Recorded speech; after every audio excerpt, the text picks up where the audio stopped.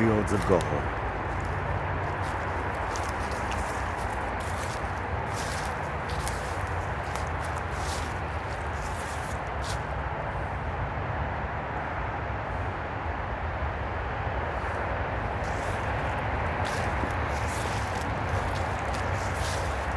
It's just beautiful in here, really beautiful.